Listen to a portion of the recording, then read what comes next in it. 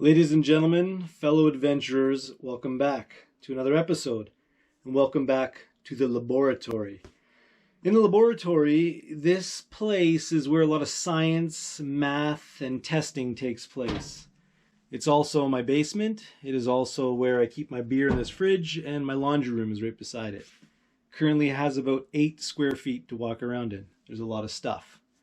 Let's get started. Today we are talking about the Miksa Pot Lifter. I've written it here on my whiteboard. This whiteboard is where I do a lot of calculations. That's a lie, I just bought it. Now, there is 6 things I'm going to go over. You'll see on the list that I actually have it labeled 0 to 5. And the reason why is because I forgot that I wanted to tell you guys why I made it. We're going to go over the sizes, the materials I use, the manufacturing and finishes, as well as how to use them and the limitations. First and foremost, let me talk about why I developed this miniature pot lifter. For many years, I always cooked with an alcohol or Esbit stove, and it was difficult to take the pot off of the flame without burning my fingers. And what I used was a bandana. Now this is pretty common. You can use any type of cloth or bandana to pick up your pot. And the reason why I used a bandana or something similar is because simply there was nothing on the market that was light enough for me to justify carrying it for the 1 or 2 times a day that I use it. So I started to think, what if I developed something so small and so light that you wouldn't even notice that it was in your pack, and it would do the job of the bandana but in a more effective way? Hence I developed the Miksa Pot Lifter. Now, over time, people were saying, can you make it lighter? Believe it or not, it only weighs 6 grams. So I made one out of carbon fiber. Then, of course, over time, people wanted to use something to lift bigger pots that the smaller one just simply couldn't do it. So I made a larger version. And ever since I've made them, I've been using them. And they work well. I think it's also important to mention these specific miniature pot lifters are not marketed to compete with the readily available larger ones that you'll find at your local outfitters. Those ones are actually very good. I use them in the wintertime when I use my 2-liter pot and I fill it right to the rim. So continue using those for very large pots. But for many ultralight backpackers or people who are a little bit more weight conscious, they don't want to carry around a 5-ounce pot lifter. They want something smaller that will do the job. And that's what I've developed. I currently make 2 sizes of pot lifters. We call the small and what we call the large. And they're located right here. To give you an idea of how small the small is, it's very, very small. It's meant to be used with a couple of fingers. I have a small and a large version, both made out of aluminum. I then also make the small version out of carbon fiber. The carbon fiber version is actually water jet cut, and it's put together, usually by me to be honest, with a couple of aluminum screws, some aluminum spacers, and some 3D printed offsets to keep it centered. The aluminum versions are also water jet cut with screws and aluminum spacers with the same 3D printed offsets.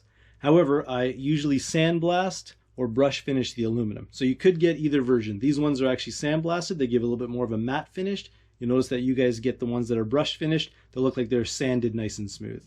Both of them work the same, just a different finish depending on how I feel or what batch I get. The way that you use the Miksa Pot Lifter is no different than any other pot lifter. It simply opens up. You place the 2 flat edges against there and you close it up. And that is how you lift it. Thumb on the top, index finger on the bottom, no problem. Take it on and off. If you look carefully at your Miksa Pot Lifter, you will see the 2 plastic offsets on either side.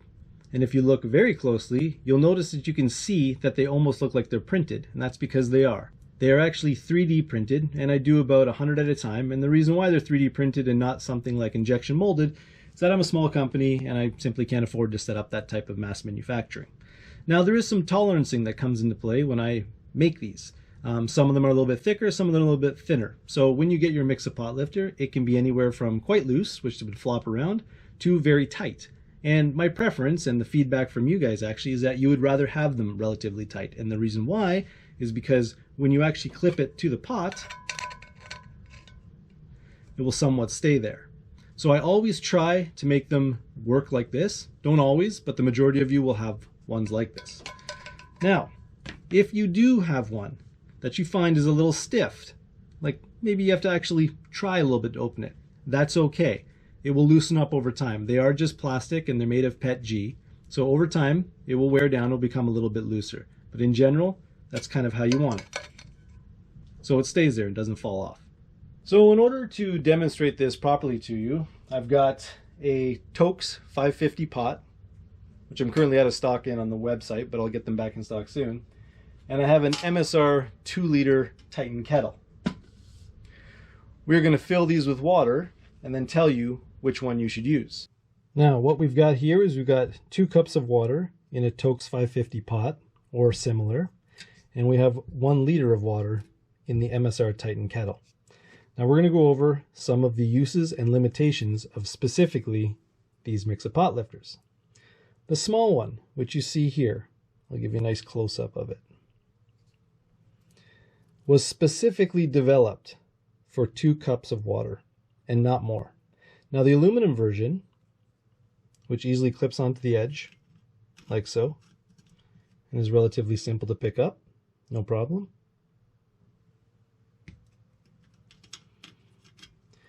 The reason why the aluminum version has a 2-cup capacity is simply because the strength required to lift the pot. This is relatively easy. You can see there's not much leverage because you're so close to the rim. If you try and lift a larger pot with the small version, like I will do now, it is still possible, but it is very hard to do.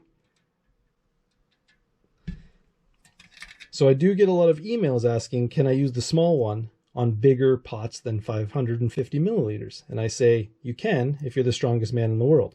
If you're not the strongest man in the world, then, well, you're going to have some issues. Now, the carbon fiber version, which is right here, is the same size as the small aluminum. So there's also that same leverage issue that you're going to come into. Picking up a 550 milliliter pot with 2 cups of water is quite easy. Now the difference is that if you actually try and use this one on, let's say, the 1 liter pot, you will risk breaking it. I'm not saying you can't do it, but it's friggin' hard and you can feel it flex. So if you are one of those people that purchase the carbon fiber version, only use it on the 550 pot or 2 cups of water. If you want to go more than 2 cups of water and you feel you're strong enough, you're welcome to use this, but I highly recommend against it because it's nearly impossible. That is when you want to upsize to the large. Now the large is, in comparison, I'll show you, maybe 2 to 2.5 times longer than the small. And this one, again, is quite easy to use on such a large pot.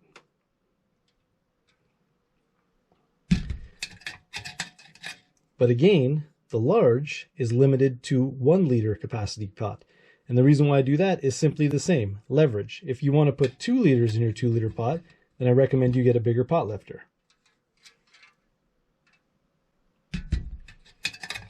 So both the aluminum versions are limited by the leverage and strength of a human being, whereas the carbon fiber version is literally limited by the materials used. And now for a quick recap. The small version, which can be made from aluminum or carbon fiber, is to be used when lifting a pot that contains 2 cups of water or less. That's a maximum of 2 cups of water. With the carbon fiber version, it will be limited to the strength of the material. On the aluminum version, it will be limited to the strength of the human being. 2 cups max. If you're interested to go above 2 cups, you cannot use the small one, you must use the large one, and this can be used up to 1 liter. A little added piece of knowledge that many of you may not know, I call it a pot lifter, but the technical name is Spondonicle. I don't even know if that's correct, I gotta look it up. It is correct. Go Google it. I never knew until recently actually that that's what it's called. I'll actually put the definition right here. If you have any other questions, send me an email, info@suluk46. I always enjoy hearing from you. I always enjoy answering them. I'm Steve Evans, and I'll see you on the trail.